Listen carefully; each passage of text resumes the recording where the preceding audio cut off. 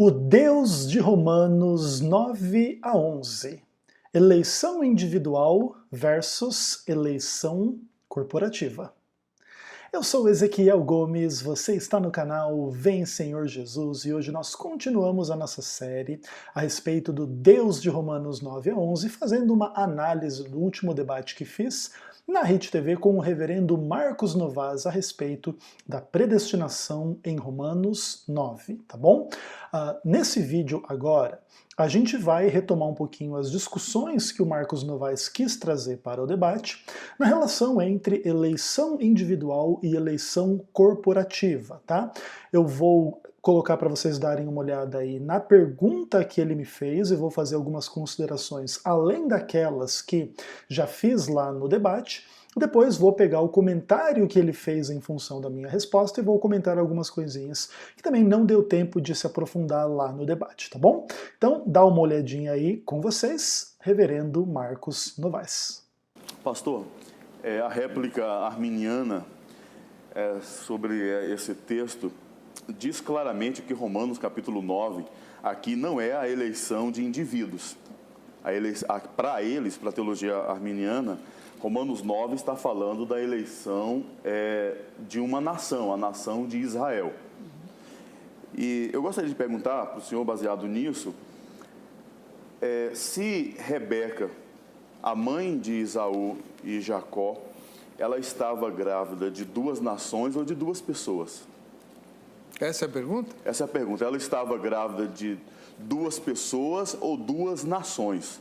Porque a grande briga aqui entre arminianos e calvinistas é definir quem foi eleito. Deus está aqui dizendo que há eleitos ou uma nação foi eleita. Então a pergunta é esta. Ok, meus irmãos e minhas irmãs, aí está repetida a pergunta que o reverendo Marcos Novas fez para mim lá no debate. Se você viu o debate, você viu lá a resposta que eu dei para ele, dentro daquele pouquinho tempo que eu tinha, né? E agora eu quero expandir um pouquinho mais a minha resposta para vocês entenderem por que eu coloquei as coisas nos termos em que coloquei e qual é a minha posição em relação a essas interessantíssimas questões que o Marcos Novas trouxe para o debate. Bom, eu gostaria de explicar para quem não está muito inteirado na polêmica em torno dessa discussão da visão individual da eleição e da visão corporativa da eleição. Eu gostaria de trazer um pano de fundo um pouco mais amplo para cada um, para que vocês entendam o quão importante é a discussão desse tema específico à luz das questões bíblicas, tá? Veja que, por exemplo, dentro do universo da Bíblia, existe a ideia de que um indivíduo representa ou representou em algum momento, toda a humanidade ou um grupo amplo e extenso de pessoas e etc, tá? É bem interessante a gente perceber isso, e por detrás dessa afirmação, desse pressuposto da palavra de Deus, surgem inúmeras polêmicas muito importantes na história do pensamento cristão, e eu quero demonstrar um pouquinho aí, claro que de forma breve, algumas das principais questões em relação a isso, para que vocês então possam entender. Veja, por exemplo, você já ouviu falar a ideia, por exemplo, em Adão todos morrem e em Cristo todos serão vivificados? Então, Paulo fala um pouco sobre isso, e o que está por detrás desse tipo de afirmação bíblica? A ideia de que em algum momento Adão foi um indivíduo representante de alguma forma da humanidade por completo, da humanidade toda. Jesus Cristo, o segundo Adão, em algum momento, em algum sentido, foi o representante da humanidade completa, da humanidade toda. Pelo menos essa é a nossa visão arminiana. Os calvinistas discordam um pouquinho disso, se não na teoria, pelo menos na prática, uma vez que dentro da visão calvinista o que está implícito é que Adão representa todos os homens, mas Cristo representa somente os eleitos para a salvação e não representa todos os homens. Inclusive por isso que quando Cristo morre, ele morre somente por esses a quem ele representa e não por todos, porque Cristo não representa todos, né? É como se a obra de Adão fosse mais universal do que a obra de Cristo, uma vez que a obra de Adão redundou numa humanidade completa sendo pecadora, e a obra de Cristo redunda somente em alguns seres humanos sendo salvos e não todos, tá? E aí está um pouquinho a base da discussão da doutrina da expiação limitada, né? Mas esse não é o foco do Marcos Novaes, e nem o meu aqui, é só para explicar para vocês como que essa questão da identidade de um indivíduo em relação à humanidade toda ou a um grupo, ela é extremamente interessante e presente na palavra de Deus com inúmeras implicações bastante complicadas e polêmicas na história do pensamento religioso, tá? Em algum momento também, Abraão é um indivíduo que representa o que virá a ser um grupo, né?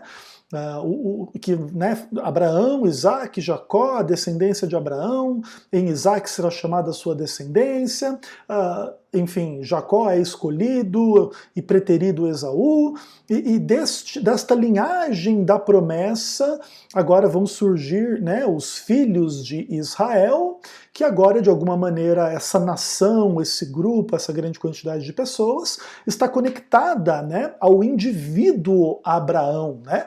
E existem muitas coisas interessantes no Novo Testamento, em especial, né, para falar um pouco disso tudo, como que a identidade judaica israelita ela, né, estava conectada à identidade desse camarada aqui, desse indivíduo Abraão, que de certa forma representava então esse grupo que nasceria. Então, assim como Deus escolheu Abraão, Deus escolheu Israel. Assim como Abraão teve que ser circuncidado, os filhos de Israel tinham que ser circuncidados. Assim como Deus concedeu bênçãos, privilégios e responsabilidades a Abraão, Deus concedeu bênçãos, privilégios e responsabilidades a Israel. É como que, né, essa nação de Israel, que é um grupo de pessoas, uma nação, agora cumprisse, né, essas imagens todas do indivíduo Abraão, que é o originador desta semente, desta família e desse grupo de pessoas, tá? Então, Abraão representa essas pessoas.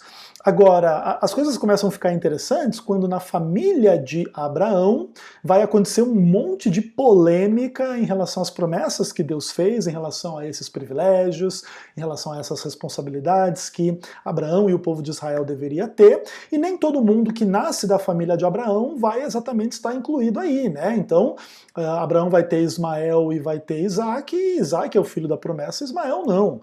Mas mesmo na família de Isaac, posteriormente, vai surgir divisões, e aí a divisão Esaú e Jacó. E esses indivíduos todos, por exemplo, Esaú e Jacó, eles também acabam representando grupos, né? O Esaú vai representar o povo de Edom, e etc., e os filhos de Jacó, o povo de Israel, de fato, né? Jacó é o próprio Israel, né? Pelo menos em certo sentido, ali muda o nome dele, e tal, etc., e é tudo bastante interessante, né? E isso vai ter muitas implicações para a compreensão da própria natureza da igreja, né? A igreja é o novo Israel, ou a igreja é um ente separado do povo de Israel, né? E aí escatologias dispensacionalistas fazem uma divisão radical entre os dois grupos, e os aliancistas, né, e dentre eles os adventistas, não veem essa divisão tão radical e compreendem, em certo sentido, a igreja como o novo Israel. Mas aí perceba, né? Então existiram indivíduos no passado que de alguma forma representaram isso, que seriam grupos no futuro, né? Isso é bastante interessante. Então assim, ó, o que acontece? O Marcos Novaes, ele traz uma pergunta super bacana, super interessante, com essas implicações do seguinte. Bom, em Romanos 9 a gente vê aqui Deus escolhendo o Jacó e preterindo o Esaú, inclusive antes do nascimento, e umas coisas assim desse tipo. E como é que isso funciona? Então Deus estava escolhendo indivíduos ou nações e povos, né? E basicamente por detrás das questões que o Marcos Novaes está levantando, o que existe aqui é uma ampla questão sobre a natureza da eleição em Romanos 9 e de fato, do que o texto está tratando especificamente. Porque quando você trata a relação entre indivíduos e grupos representados supostamente nesses indivíduos, você cria problemas assim um pouco complicados que estão na base de algumas das maiores discussões dentro da doutrina cristã. Por exemplo, eu posso falar de duas grandes doutrinas, né? A doutrina do pecado original e a doutrina da expiação vicária, tá? Então o que acontece? Quem foi que pecou? Foi Adão, um indivíduo. E agora a maldição do pecado não recai somente sobre o indivíduo Adão, mas sobre toda a posteridade, sobre todo o grupo, sobre toda a nação, sobre todas as pessoas que vêm, né, desta família de Adão. E isso, né, de fato, é uma doutrina extremamente polêmica e que já gerou muita controvérsia entre os cristãos e da parte de não cristãos em relação aos crentes na Bíblia, né? Então se acusa Deus de ser injusto, porque é Adão que peca e eu que pago, Adão que come lá a fruta lá no paraíso e eu que sou mortal e tenho uma vida contextualizada em doença, fracassos, problemas, desastres, vou morrer, não importa o quão maravilhosa seja a minha vida aqui nessa terra e etc. Então complicado isso, né? Existe uma perspectiva de injustiça em Adão pecar e eu ser pecador por causa do pecado dele, né? Aparentemente cada um de nós teria que ser um Adão no paraíso e aqueles que escolherem pecar vão sofrer as consequências e aqueles que não. Mas aparentemente não é assim que funciona, e tudo isso se torna muito complicado com, né, esses ares de injustiça da parte de Deus, que vai contextualizar um pouco também das discussões sobre a doutrina da eleição em Romanos 9. Por um outro lado também, existe aquela ideia, né? Então Cristo veio morrer e porque ele morre, agora a gente é salvo, né? Ou toda a humanidade é salva, né, na visão dos universalistas, ou um grupo de pessoas é salvo na visão aí dos calvinistas ou dos arminianos, que vão discordar dos termos em que a salvação acontece, mas em geral calvinistas e arminianos creem que nem todas as pessoas serão salvas, né? Existirão os perdidos. E aí como é que é isso também, né? Seja lá como for, se a morte de Cristo salva a humanidade completa ou uma parte da humanidade, e por que só uma parte, por que não a outra parte é salva ou não é, que são questões que estão um pouco além do escopo do vídeo aqui agora, também fica um quê de injustiça, né? Inclusive os ateus, quando eles olham para a doutrina da cruz e da expiação vicária, eles dizem que é extremamente injusto, né? Então um paga e agora dá certo para todo mundo, né? Que é a versão contrária do pecado original, mas que no final das contas a injustiça parece ser a mesma, porque quem cumpriu, vamos pensar assim, os aspectos fundamentais para a salvação foi Cristo, então Cristo merece ser salvo. Vamos pensar assim, ele morre e ele merece vencer a morte. Mas os demais homens não passam por aquilo que ele passou na vitória contra o pecado e um monte dessas coisas. Então Cristo merece viver eternamente, os outros não. Então se por causa do que Cristo fez outros vão viver eternamente, parece que Deus faz uma aplicação um pouco injusta, né, daquilo que Cristo realizou. E aí, se alguns vão viver eternamente por causa do que Cristo fez e não outros, e aí surgem essas perguntas. Então, o que Cristo fez não foi feito por todos e só foi feito por esses que vão viver eternamente? E essas são as discussões, assim, um pouquinho mais amplas de base dessa questão como um todo, tá? E aí o que acontece? Dentro da ampla discussão entre calvinistas e arminianos, em função das doutrinas de depravação total, de expiação limitada, de graça irresistível, de perseverança dos santos, existe, né, no centro dessa discussão toda a discussão da eleição incondicional.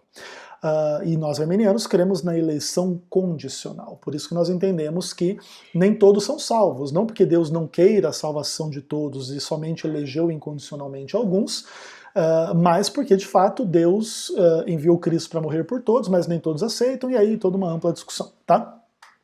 Então o que acontece? Dentro desta visão como um todo, quando os arminianos vão para Romanos 9 e avaliam as retóricas, as lógicas e as concepções teológicas calvinistas, eles começam a enxergar algumas coisas bastante interessantes.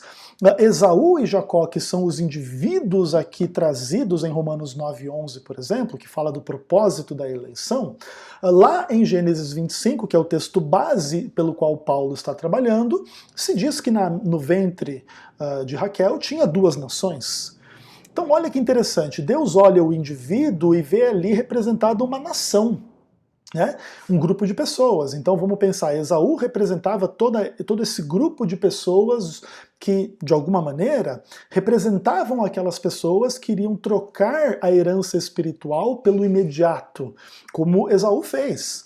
Por outro lado, o Jacó representa aqueles que, apesar de pecadores, iriam se arrepender e desejar as coisas espirituais num contexto de graça, de relação com Deus. Então, em certo sentido, o que acontece? Esaú e Jacó são indivíduos que representam esses grupos mais amplos. E um pouco da visão dos arminianos que acreditam na eleição corporativa em contraposição à visão calvinista, basicamente é o seguinte: Deus elegeu que haveriam pessoas salvas em Cristo e aqueles que rejeitassem a Cristo seriam perdidos. Se você, como indivíduo, vai participar de um grupo ou de outro, aí você vai precisar lidar com toda a ampla relação sinergista entre Deus e o homem. Deus te chama, você responde positivamente ou não. Deus envia o evangelho e te capacita a crer, você crê ou você não crê? Deus envia o Espírito Santo ao seu coração, você acolhe esse Espírito, você entristece e rejeita esse Espírito. Cristo morre por você, você reconhece isso ou você ignora isso e você não está nem aí com isso? Deus te chama a uma vida melhor de arrependimento contra o pecado e de luta contra o pecado, e você cumpre isso e você se arrepende, você deseja vencer o pecado, ou você de fato não está nem aí com isso e a despeito das mensagens pelo arrependimento e pela vitória contra o pecado, você gosta do pecado e você quer o pecado e vai viver o pecado e que se exploda o mundo. Então, dentro da visão arminiana, o que decide ao final das contas se você faz parte de um grupo ou do outro não é essa eleição incondicional onde Deus escolheu uns e não outros, e a quem Deus escolheu, Deus infalivelmente os conduz à fé, à graça, ao arrependimento, a não sei o quê, que não tem nada de participação humana, então a fé do homem não é do homem, o arrependimento do homem não é do homem, as coisas boas e a conversão do homem não são do homem, porque o homem não tem nada disso para dar, e Deus impõe isso sobre o homem de forma irresistível e incondicional, de uma pura graça e etc, e ele só faz isso por alguns e não por todos, entende? Então, dentro da visão do calvinismo, Deus já escolhe pessoas específicas para fazer parte de um grupo ou do outro, porque as pessoas não têm nenhuma escolha, as pessoas não têm nenhum livre-arbítrio, as pessoas não têm nenhum arbítrio liberto para escolher entre o bem e o mal, para ser responsáveis por escolher o mal e por também precisarem escolher o bem, capacitados pela graça de Deus, sem nenhum mérito da sua parte. Então esse é o pano de fundo, entendeu? Só que, por exemplo, eu coloquei claramente lá no debate que esta discussão sobre eleição corporativa ou individual, ela também alcança o arraial arminiano em função de algumas questões importantes, tá? Eu creio que a divisão corporativa, ela é útil, tá? Nos propósitos mais ou menos gerais, mas nós ainda vamos precisar lidar com o fato da onisciência absoluta de Deus, pelo menos nós arminianos que cremos na onisciência absoluta de Deus. Existe entre alguns arminianos uma tendência de crer em coisas do tipo teísmo aberto e coisas assim, que eu considero equivocadas, tá, de implicações heréticas, mas não vou entrar muito dentro dessa seara. Mas nós, arminianos, que cremos na onisciência absoluta de Deus, ainda vamos precisar lidar com o fato de que, ainda que existam dois grupos, né, o grupo dos salvos em Cristo e dos perdidos em Cristo, Deus sabe de antemão os indivíduos que vão crer e os indivíduos que não vão crer. Então cremos, e eu creio particularmente dentro desse ponto, que o apelo às questões corporativas não resolve o problema do destino individual de cada um que Deus pré-conhece e que vai se cumprir na realidade. E esse destino que vai se cumprir na realidade, ele é predestinado nos pontos do pré-conhecimento de Deus. Então, antes de criar o mundo, Deus sabe que um vai se salvar e outro vai se perder. Um indivíduo vai se salvar e um indivíduo vai se perder. E todos os indivíduos que vão se salvar e todos que vão se perder. Então, dentro desse ponto específico, eu creio que o apelo à eleição corporativa não resolve todos os problemas da doutrina da predestinação. E por que que Deus criou um mundo do jeito que criou, sabendo que um ia se perder e outro ia se salvar, sabendo que Lúcifer ia cair, sabendo que Adão ia cair, sabendo que teria o pecado, o sofrimento, a morte e todos os problemas? Por que que Deus já não prevendo tudo isso, já não cria de uma forma diferente? Porque se no final das contas um grupo vai ser salvo e outro vai ser perdido, por que só não cria o grupo dos salvos e já elimina todo esse problema do pecado, da morte, da perdição? Então nem cria Lúcifer, então nem cria Adão, ou né, não cria nos termos em que foi criado. E aí, dentro desse ponto, existe uma mega dúvida a respeito dos porquês divinos e nós, seres humanos, não vamos responder por Deus. Nós podemos vislumbrar alguns princípios que podem ter guiado Deus nas suas escolhas, a sua liberdade, a sua onisciência, coisas que Deus pode e sabe, que a gente nem imagina, né? Por isso Paulo depois, inclusive, no fechamento dessa sessão de Romanos 9 a 11, ele vai dizer que os caminhos de Deus são insondáveis, inescrutáveis os seus juízos. Então, dentro desse ponto, nenhum de nós deve querer julgar Deus e dizer o que Deus deveria ter feito ou não deveria ter feito.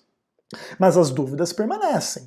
Então é um pouco dentro dessa questão que eu compreendo que o apelo à eleição corporativa não resolve as questões da discussão da doutrina da eleição entre calvinistas e arminianos. E eu sou um arminiano que crê que Deus já na eternidade sabia que uns seriam salvos e outros não, mas Deus é santo, justo e bom em criar o mundo tal qual ele o criou. Aí a gente vai entrar no campo da teodiceia, eu não vou me estender demais em relação a isso, mas entendemos, inclusive, que, em sentido geral, a teodiceia do livre-arbítrio ela é bem mais plausível do que essa teodiceia da glória de Deus pregada pelo calvinismo. E, no final das contas, a glória de Deus é que algumas pessoas vão para o inferno, ser torturadas eternamente, e isso por pura e mera vontade de Deus, porque Deus não quis que todo mundo fosse salvo, e esse tipo de coisa. Cremos que essa teodiceia calvinista implica, na verdade, não na justiça de Deus, que é o significado do termo teodiceia, mas em um Deus injusto, tá? E esse é o contexto um pouquinho mais amplo dessa discussão como um todo. Então, acho que ficou mais claro para vocês aí que tiveram paciência de ouvir a explanação do meu pensamento. Vamos ouvir um pouquinho mais do Marcos Novaes para eu voltar fechando o vídeo. Dá uma olhadinha aí. Não tem como nos basearmos em Romanos capítulo 9 para defendermos uma eleição corporativa apenas de uma nação e não de indivíduos. A eleição de Deus, ela não é abstrata, ela é pessoal. Aqui diz que Deus escolheu uma pessoa para a salvação. Eu discordo completamente, pastor, da escolha baseada em obras, a presciência, porque no verso 11 o texto é muito claro, as crianças de Gênesis 5, capítulo 25, versos 22, as crianças não tinham feito nem o bem nem o mal, não é isso? Para que o propósito da eleição prevalecesse, não por obras. E a palavra obras aqui é a mesma lá de Efésios 2, verso 8, que Paulo diz que nós não somos salvos pelas obras. Então, a tentativa de harmonizar esse texto, e dizer, não, Deus elegeu a nação. E quando o argumento fica fraco, dizem, não, Deus elegeu foi a igreja, Deus não me elegeu. Esse argumento ele é falacioso, ele não procede, porque Deus escolheu indivíduos para fazer parte da igreja, pessoas, né? Deus chega lá, Jesus para Zaqueu, diz o nome dele, Zaqueu, desce da árvore. A Bíblia diz que os nomes daqueles que adoraram a besta não estão escritos no livro da vida desde a fundação do mundo, lá em Apocalipse, capítulo 17, verso 5, se não me falha a memória. Então, a eleição aqui é a eleição individual de pessoas, né? É isso que eu queria deixar claro nessa pergunta e resposta. Mas nesse caso o senhor está discutindo com o arminiano que concorda exatamente nesse aspecto aí. Sim. A gente vai para o intervalo, volta já. Beleza, meus irmãos, aí você vê os pensamentos finais de Marcos Novaes a respeito aí da pergunta, né, que ele fez, da resposta que eu dei para ele lá no debate, em relação às questões de eleição corporativa e eleição individual, tá? Eu gostaria de comentar algumas coisas em relação a essa parte final do que o Marcos Novaes trouxe para nós. E a primeira delas é que ele diz que não existe essa questão de eleição corporativa em Romanos 9, que não é os indivíduos eleitos, mas sim as nações, porque a eleição de Deus não é abstrata, mas pessoal. Eu discordo, tá, que a visão da eleição corporativa seja uma visão de eleição abstrata, até porque eu creio que Deus já tem a presciência de os indivíduos que vão fazer parte desta nação, tá, ou desta igreja, desse povo que vai viver no céu, tá bom? Então eu não creio que haja nada de abstrato nisso. Talvez alguns arminianos que mantêm a ideia da eleição corporativa possam ter algum tipo de noção abstrata, que não está claro, ou que Deus mesmo limitou a sua onisciência para não saber quem no final das contas vai fazer parte disso ou não, num contexto meio tipo teísmo aberto. Mas essa não é a minha visão, por isso eu, em certo sentido, até mesmo concordo com o Marcos Novaes, que de fato a eleição não é abstrata e é pessoal, tá? Não é aqui que reside a discordância entre o meu pensamento e o pensamento do reverendo. Mas aí o Marcos Novaes fala algumas coisas que também são bastante polêmicas nessa discussão, né? Ele diz assim, que aqui em Romanos 9, Deus escolheu uma pessoa para a salvação. Opa, vai com calma. Além de Jacó representar uma nação, um povo, uma igreja, sei lá o quê, né? Além disso, em nenhum momento a palavra de Deus diz em Romanos 9 que os gêmeos foram eleitos para ação ou para a salvação ou para a perdição. Tanto que, por exemplo, no verso 12, que é subsequente ao verso 11, se diz que o mais velho será servo do mais moço. Então aqui o contexto é serviço e não salvação, tá? Inclusive esse é um dos pontos, né, levantados por muitos arminianos, que a eleição lá em Romanos 9, ela não tem que ver com que Deus escolheu um para ser salvo e outro para se perder, mas Deus escolheu uma nação para carregar o culto, a palavra, a legislação, as profecias sobre o Messias e a própria vinda do Messias, etc., e não o outro, tá? Mas Cristo viria a morrer por todos, fossem eles judeus ou pagãos, e agora, se o judeu que fazia parte dessa nação eleita rejeitasse a Cristo, iria se perder. E o cara lá de Edom, lá o pagão que aceitasse Cristo no contexto da pregação do evangelho, iria se salvar. Então, o que há aqui na visão dos arminianos não é uma eleição para a salvação ou para a perdição, nos termos do entendimento calvinista, tá? Além disso, a segunda coisa, ou a terceira coisa que eu estou querendo comentar aqui, desses pensamentos do Marcos Novaes, tem que ver com a sua discordância completa da escolha baseada em obras ou presciência. Bom, a gente precisa colocar alguns pingos nos is aqui para que as coisas fiquem claras, tá? Quando os arminianos dizem que há uma predestinação fundamentada na presciência de Deus, o que está sendo dito é que Deus é onisciente e dentro da característica divina da onisciência existe a capacidade de Deus de olhar para o futuro e ver exatamente como o futuro será dentro da sua onisciência, né? Deus é onisciente, ele sabe o fim desde o princípio. Certo? Então, veja bem, não há como negar que antes de Deus criar o mundo, dentro da visão, né, da onisciência divina, dessa onisciência absoluta, que a gente não vai cair no teísmo aberto e etc., Deus ele conhece todo o futuro. E Deus conhece todo o futuro não meramente de uma forma abstrata e geral, mas de forma concreta e real, e absolutamente tudo nos mínimos detalhes a respeito de tudo, em todos os momentos, envolvendo todas as coisas e etc. Onisciência absoluta, tá? Então, veja bem, quando a gente fala que Deus predestinou as coisas para serem como são, baseado na sua presciência, o que nós estamos dizendo é que Deus, sabendo o que ia acontecer, guia a história da forma como guiou. Tá? E já guia sabendo os resultados de onde tudo vai conduzir, aonde tudo vai chegar, o que tudo vai acontecer. Claro, isso levanta as questões sobre por que Deus permitiu o mal e já não criou tudo já tipo no paraíso, né? No final das contas não vai tudo para o paraíso? Ou pelo menos quem vai ser salvo vai para o paraíso? Por que os salvos tiveram, ou se não tiveram que passaram na prática por uma vida de sofrimento, que tiveram que crer ou não crer, um monte de problema e morte, sei lá mais o quê? Por que isso? Esses porquês a respeito de Deus, eles são porquês que só Deus em pessoa pode responder, mas o que o arminiano diz não é assim, olha, que Deus ele previu as boas obras daqueles que iriam ser salvos e por causa dessas boas obras os elegeu para que eles fossem salvos e por isso eles vão ser salvos. Não tem nada a ver, porque o que Deus prevê é tudo vezes tudo. Então Deus prevê todas as obras más e todas as obras boas. Deus prevê a fé verdadeira e a fé falsa. Deus prevê todas as realidades versus todas as realidades. De maneira que, se Deus leva em conta esse seu conhecimento prévio a respeito de tudo, para dizer, olha, esse vai ser salvo e esse não, Isso não necessariamente implica que Deus previu a boa obra segundo o qual ele elegeu então como, tipo assim, uma resposta secundária aquele que vai ser salvo. Deus facilmente pode ter prevido que o salvo não ia ter boa obra nenhuma, ou que qualquer boa obra que ele viria a fazer seria contextualizada na sua própria graça, que seria dada a ele, de maneira que o pecador faria muitas coisas boas, né, no contexto da sua fé em Cristo e etc., e iria perseverar nessa fé e iria ser salvo. E isso não quer dizer nenhuma boa obra como base da salvação ou da predestinação segundo a presciência.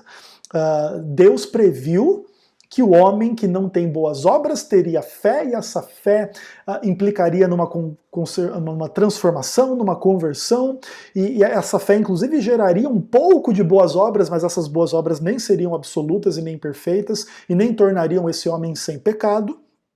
E Deus elegeu esse homem, enfim, levando em conta a sua fé em Cristo, que ele já sabia que iria existir de antemão.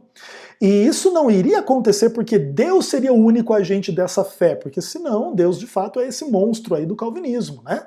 Então, por exemplo, Deus deu o arbítrio liberto a todos, mas sabendo que uns iriam usar esse arbítrio liberto para crer e outros iriam usar esse arbítrio liberto para descrer, para fazer o mal. Um faria o bem e o outro faria o mal, mas esse bem que seria feito seria contextualizado sempre na graça de Deus, de maneira que o bem não surge no homem, do homem, pelo qual o homem tem mérito e merece glória, tá?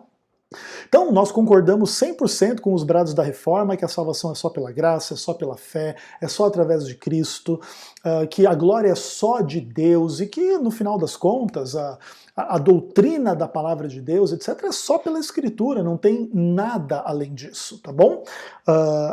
Entretanto, existem 1 milhão de polêmicas em relação a como que essas questões se concretizam ou não em paradigmas calvinistas e arminianos, em paradigmas cessacionistas ou continuistas em relação a dons espirituais, de profecia, de um monte dessas questões, e etc.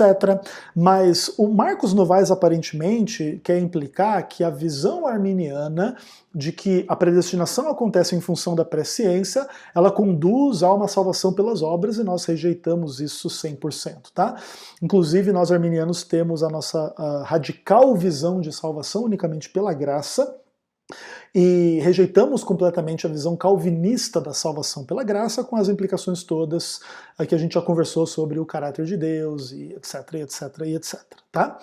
Que inclusive é só salvação pela graça no calvinismo, e é só perdição, né, pela desgraça, que é a vontade de Deus, né? Entendemos que isso de fato deturpa o caráter de Deus. Mas então creio que com essas minhas considerações fica um pouco mais claro vocês entenderem o meu pensamento em relação a essas questões. E por fim, ele fala um pouco aí, né, de que Deus conhece as pessoas pelo nome, chama Zaqueu pelo nome, e aí, né, depois também diz que quem adora a besta não teve o nome escrito no livro da vida e etc, tá? Veja bem que as questões não são tão simples assim quanto o Marcos Novaes gostaria que fossem, tá? A Bíblia sim fala, né, de que se as pessoas, enfim, crescem, seguissem, fossem fiéis, elas não teriam o seu nome destruído de diante de Deus. Opa! Então tem um nome escrito em algum lugar aí que vai ser apagado, que vai ser destruído. Inclusive quando Cristo fala, né, numa das cartas do Apocalipse, vamos dar uma olhadinha lá, o que ele fala lá, né? Ele diz que aos vencedores, aqueles que perseverarem, etc., eles serão vestidos de vestiduras brancas e não terão seus nomes apagados do livro da vida, tá bom? Lá em Apocalipse 3, verso 5. Então vamos pensar, o vencedor não terá o nome apagado do livro da vida, mas e o perdedor? Então o perdedor vai ter o nome apagado do livro da vida? Essa é a implicação lógica, ainda que os calvinistas tentem usar Apocalipse 13 e Apocalipse 17 para dizer que os nomes dos que adoraram a besta não foram escritos no livro da vida, tipo desde a eternidade passada, então o que não foi escrito não pode ser apagado, né? Basicamente esse é o paradigma calvinista. Entretanto, a gente entende que a própria leitura dos versos de Apocalipse 13 e 17 no original grego não implicam que os livros foram escritos na eternidade passada, mas que desde que o mundo existe, o livro da vida vem sendo escrito e vem também, junto com a escrita do livro da vida, vem esta dinâmica de apagar os nomes daqueles que se rebelam contra Deus, como Deus falou para Moisés, né? Apagarei do meu livro todo aquele que pecar contra mim, tá bom? Aí o livro de Deus não é o livro da vida nesse caso? Claro, existem muitas polêmicas sobre esta questão. Eu discordo da leitura calvinista em relação ao livro da vida, como discordo da leitura calvinista de quase tudo, né? Poucas coisas concordo com os calvinistas dentro desta questão da soteriologia. Fora da soteriologia eu concordo com muita coisa do calvinismo, mas na questão soteriológica me considero absolutamente antagonista do calvinismo, tá? Em relação a essas questões, tudo isso é muito interessante da gente conversar, da gente pensar e etc. Mas entendemos basicamente então que a eleição é corporativa, mas Deus já conhece os indivíduos que vão fazer parte das duas grandes corporações, né? Esaú para a perdição, Jacó para a salvação. Quem vai se perder com culpa. Quem vai se salvar sem mérito. Basicamente essa é a minha visão. Até o próximo vídeo, se Deus quiser.